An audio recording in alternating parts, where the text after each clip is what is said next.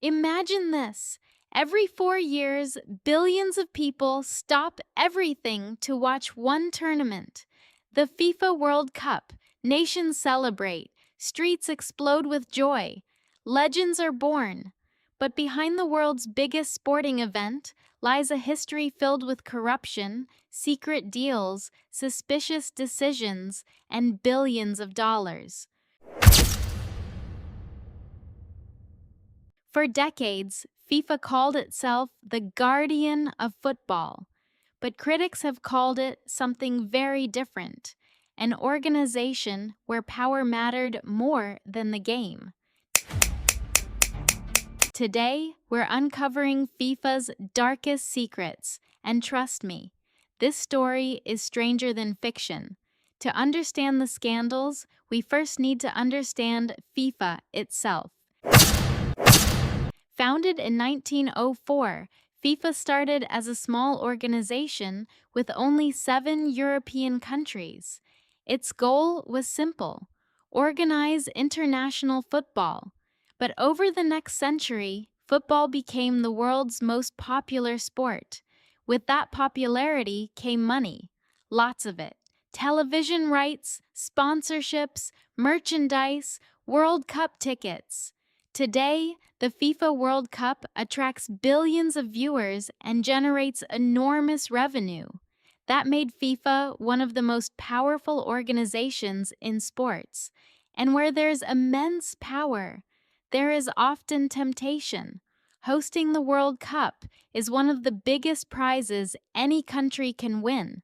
It can bring tourism, global attention, and major infrastructure investment. Countries spend years preparing their bids, but in 2010, FIFA announced something that shocked the football world.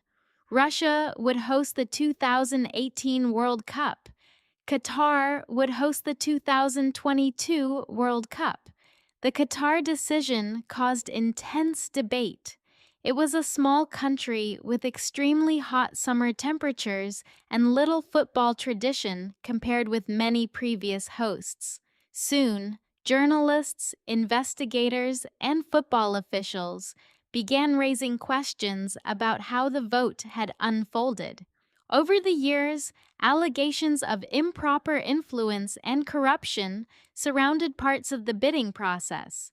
Some FIFA officials were later investigated or sanctioned in separate corruption cases. However, investigations did not establish that the final tournament awards themselves should be overturned. The debate continues to this day. Then came the day that changed everything, May 27, 2015. Luxury Hotel, Zurich, Switzerland. At dawn, police entered the hotel where FIFA officials were staying. Several senior officials were arrested. The U.S. Department of Justice accused numerous football officials of corruption, racketeering, wire fraud, and money laundering conspiracies spanning many years.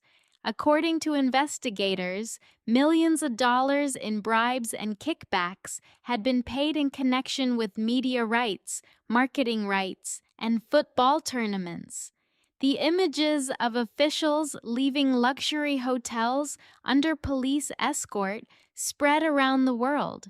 For many fans, it was unbelievable. The organization responsible for the world's biggest sport was facing one of the largest corruption investigations in sports history. At the center of FIFA stood one man, Sepp Blatter. He had led FIFA since 1998. Under his leadership, football expanded dramatically across the globe. But after the corruption investigations intensified, pressure mounted. Although Blatter denied criminal wrongdoing related to the U.S. case, he announced he would step down as FIFA president. Later, FIFA's ethics committee banned him from football activities over ethics violations related to financial matters. His departure marked the end of one of the most influential eras in football history. Yet for many fans, The damage to FIFA's reputation had already been done. The controversies didn't end with corruption. The preparations for the 2022 World Cup also brought global attention to labor conditions. Human rights organizations reported concerns about the treatment, safety, and rights of many migrant workers involved in construction projects connected to the tournament. Qatar introduced a number of labor reforms before the World Cup. Supporters argued these reforms improved conditions. Critics said they did not fully solve the problems. The issue sparked worldwide debate. It also raised a difficult question. Should sporting events be judged only by what happens on the field, or also by what happens behind the scenes? Today, FIFA says it has introduced stronger governance, greater financial oversight, and reforms designed to improve transparency. Many believe the organization has changed. Others remain skeptical.